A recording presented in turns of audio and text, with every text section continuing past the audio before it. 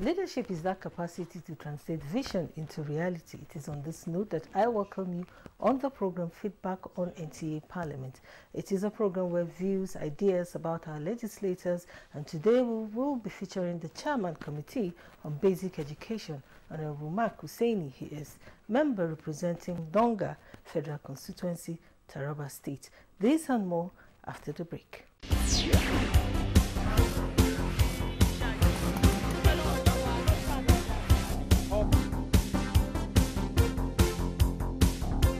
Honorable Isa Muhammad Anka is my name, representing Anka Talatamokora constituency. I'm from Zamfara State.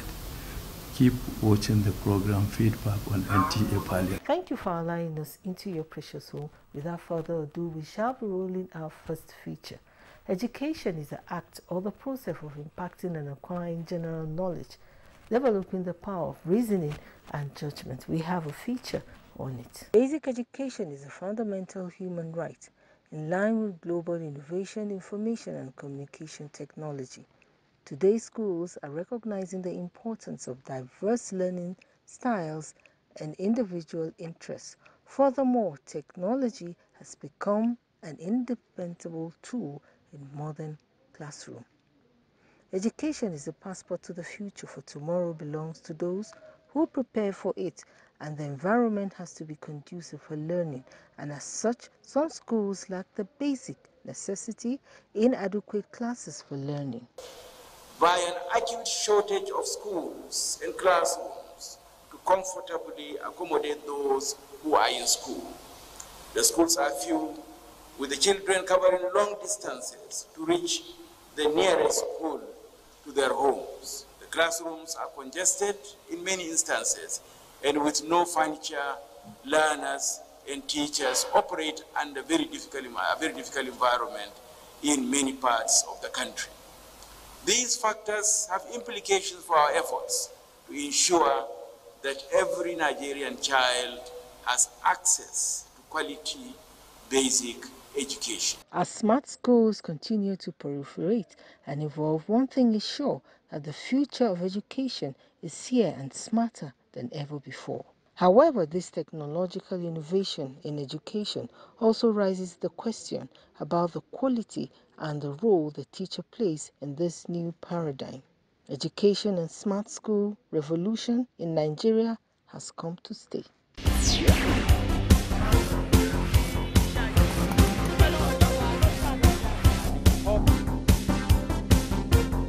Education is one thing that no one can take away from you. The more you read, the more you learn, the more places you will go. So that takes us to the next segment of the program, which is seeking views on the streets. The internet depends on the level. If it is mainly for educative purpose, okay, but most of these days you see pornography or this handset. In the way some children don't read their books anymore. They are more concerned about pressing phone from morning till night. Nowadays, we concentrate on reading, but this day you hardly see a child that, especially once they are out of school, maybe they are with their parents at home. So internet is not helping matter, but it depends on the area you are looking at. Educationally, in a way it helps. Because you can Google most of the things now, you have artificial intelligence, AI, which people will just take advantage of it. So educationally, it has advantage and disadvantage, so to say. We are in a digital world. Digital world represents what? It is right for them to be computer literate so that they would not be left behind. This is the difference between the developing world and the third world countries. It's right from possible, okay, let's say right from primary school. So before they grow up, they must have been used to it. That's my take on it. I stand to be corrected. And you know, anything that has that advantage has also its disadvantage. Yeah, it's just to guide them. Stimulate economic development potentials for growth and sustainable development. Nigeria, at the prime of 1960, seek for independence.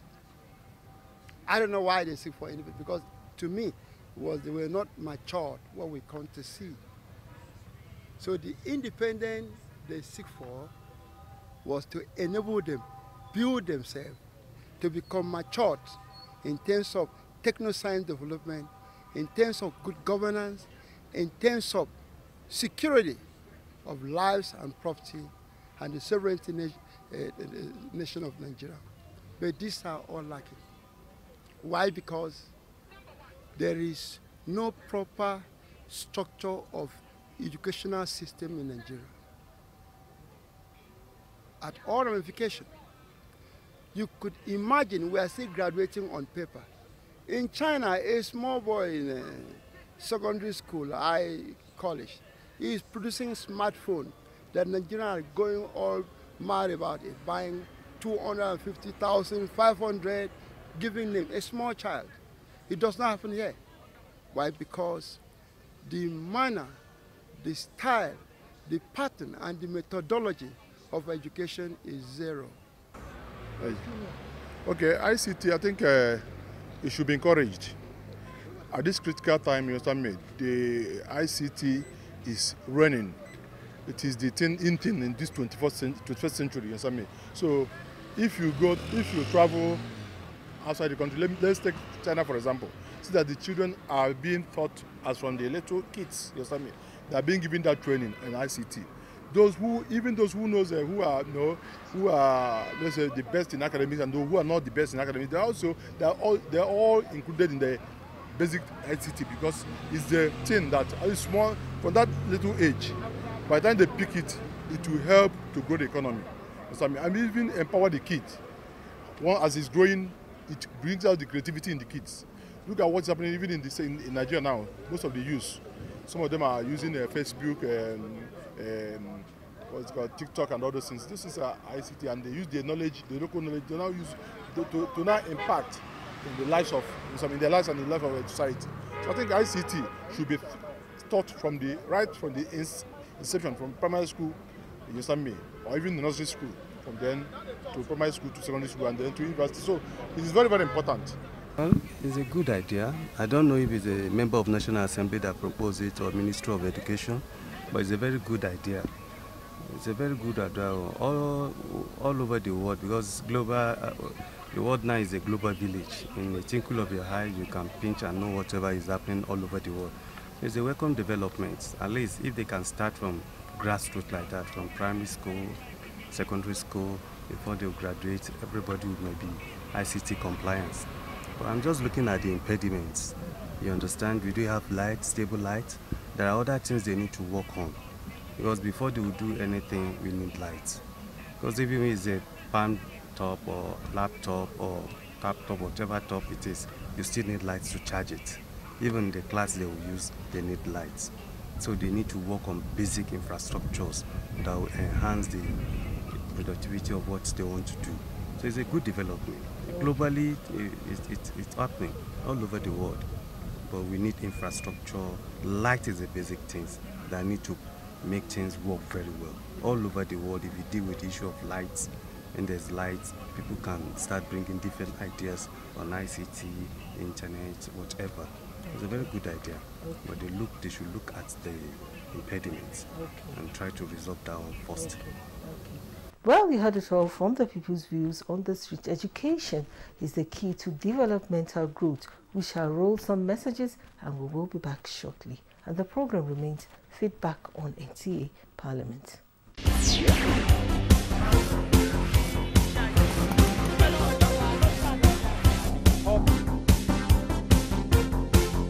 Welcome back. Up next, let's meet the man of the moment, Honorable Mark Hussaini, Chairman Committee on Basic Education. Honorable Mark Hussaini was born on the 30th of June 1970 in the village called Vom in Plateau State. To Mr. and Mrs. Andrew Hussaini, his parents were from Takun local government area in Taraba State. He started his formative years in Salama Private School in Takun from 1976 to 1981. He furthered his secondary education in Imbia Secondary School in Takun in 1981. He attended the College of Preliminary Studies Yola 1986 to 1988. For his A-level certificate, he later obtained a National Diploma in Mass Communication from the University of Jos. He was appointed a caretaker councillor in Takum local government area in Taraba State. He served in both capacities in the executive and legislative arm of government. He has been the member representing Takum 2 constituency in Taraba State House of Assembly since 2008. He served as Speaker Taraba State House of Assembly in the 7th and 8th State Assembly here. He is a member of All Progressive Congress representing Takum Donga in the House of Representatives. He is Chairman Committee on Basic Education and Services in the 10th National Assembly.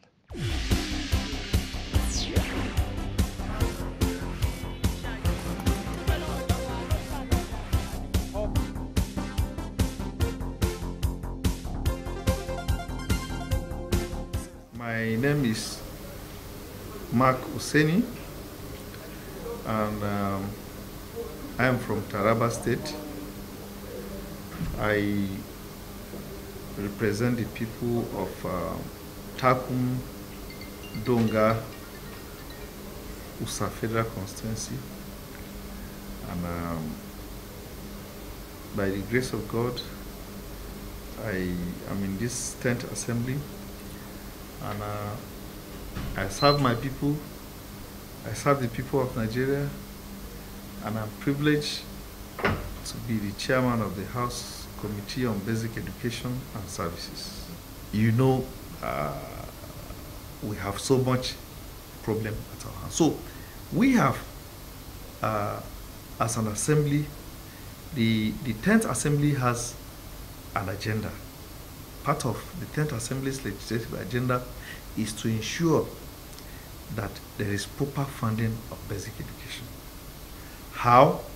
The House is desirous that necessary steps be taken to make sure that we increase the funding for basic education in a manner that will be able to come close to, if not meeting the standard of UNICEF. So, we are in the process. The bill for improved funding for UBEC from the Consolidated Revenue Fund has passed first reading, and it's awaiting the second reading. Now, beyond that, we are also on the path of taking serious legislative steps to make sure that the issue of unaccessed funds becomes a thing of the past. We intend to amend the Act. The UBEC Act has not been amended for a very long time, since 2004. And this is 20 years. So we intend to put machinery in motion for a holistic approach to make sure that the bottlenecks we have observed, the challenges we have observed in the course of our study of the agency and the implementation, the challenges of the implementation, will be able to overcome through the new legislations we are going to put in place, so that states will have no option than to access the funds and use them. Beyond assessing and using, we're also going to put machineries in place to monitor, because we have found situations where projects are cited for political reasons, not on the basis of the need assessment of entities. Yes. You find a school in the community without the basic facilities. Without facilities. In the same local government or in the same state, you find some people sitting under trees in some villages. Then in some places you find very large classrooms with no pupils filling up the classes. So it is important that facilities be provided on the basis of the needs of the people. These are some of the steps that the Committee on Basic Education is taking, and will continue to push through to make sure that we take basic education to another level. Insecurity is one of the challenges that as the nation strives to secure to build a better and resilient and inclusive society, addressing these disparities in basic education emerges as a paramount priority in saving the lives of our children. Our security agencies to do the best they can to deliver on their mandate of securing the Nigerian children, Nigerian society, and everyone that is in Nigeria. So, as a committee, at this point, we can only urge them to do more, especially as it affects children. Because beyond keeping the children out of school, security challenges have more to play in the psyche of the children. Children who grow in an environment of violence, of disorder, are not likely to be the leaders that we want them to be tomorrow. So ours as a committee is to encourage our security agencies to be up in their games, to step up their efforts to make sure that our schools, our children will be safe, our people will be safe, so that we can grow as a nation.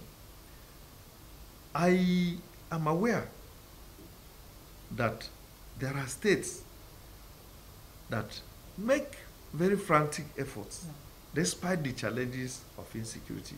I must say this, that I was in Borno State, which appears to be the most recent theater of insecurity, particularly in the Northeast. And I had the privilege of being taken around the facilities, educational facilities, particularly for basic education, that the Governor, His Excellency, Professor Zulum, has been able to put in place. And I was thrilled because I was taken to a school, a new school that he built, not through UBEC intervention, directly from the state budget, that I was told that we are just some hundreds of meters away from Sambisa forest. So that wouldn't have happened if he doesn't initiate collaboration with the security agencies. So I want to encourage our state governments, our local governments, to also step up their collaboration with security agencies, because one entity cannot do it alone. We need to all put our heads together to make sure that we collaborate with one another to fight against the unfortunate threat. From equitable access to urban smart schools and ICT compliant schools has placed emphasis on the educational outcome. The journey towards a comprehensive educational reform demands unconsulted efforts at local, national, and international. You may be aware that we already have model smart schools. One model smart school has been completed or is being built in each of the states of the Federation. Made at least one school in each senatorial district a digital school. Digital in the sense that not a smart school like you have one in each state of the Federation, but a digital learning center. Existing schools that are encouraged, are supported to grow digitally. And now there is a digital resource center here in Abuja, which is supposed to be a coordinating center for all the digital all the smart schools. Now, as a committee, we see this approach as a laudable approach because Nigeria cannot lag behind in the digital progression, global digital progression. We have learned with chalk and blackboards and duster for several years. Yes. We must transit into the new age because that is one way that students can develop and be in a new time to compete with their kids and kin all over the world. Now, it may interest you to know that as we speak, we have students from one of our institutions that will be heading outside this country for a competition on robotics. Okay. Now, the world is changing. So ours as a committee is to encourage this model of learning. Despite the challenges, there are pockets of success story where innovation solutions are making a difference. From community-led initiatives to government reforms, there is this hope on the horizon for our educational system. Well, the success story are not far from the highlights I have given you, that we are making progress. Don't forget that the Parliament has the primary responsibility of making laws and monitoring. We monitor, we oversight to make sure that agencies fulfill their mandate. So that is not a confrontational relationship. It is a synergy of one sitting as a watchdog over the other. So the success story is that so far so good as far as the process of keeping a watch at the development and the trends under the agencies of this committee are concerned. Apart from the UBEC, there is also the National Senior Secondary Education Commission, NSEC, which is an intervention commission. You are aware that UBEC deals with interventions as they relate to primary school to junior secondary school. We will continue to do our best to make sure that we give basic education the best attention. We are very conscious of the fact that our president has the mantra of renewed hope. We want to make sure on our part we renew the hope of Nigerians as far as basic education is concerned, so that our development will be assured. You agree with me that if you fail to develop this very important level of education, you risk so much in the future. So this is our part at this level, and it is in line with the agenda of the 10th House of Representatives under the leadership of His Excellency Dr. Tajuddin Abbas. So as a committee, we'll do the best we can with my colleagues on the committee. We're synergizing with our counterparts in the Senate. We're doing very well to make sure that we deliver on our legislative mandate in developing basic education in Nigeria. Any challenge? My constituents, I want to assure them that I'm here for Takum Donga, Usa Federal Constituency. And I'll do my best to represent them well as I represent Nigeria. The Chairman Committee on Education and the Executive Secretary of UBEC has synergized to move education forward, and a simple but powerful reminder of the positive domino effect a good education can have on many aspects of a person's life and outlook.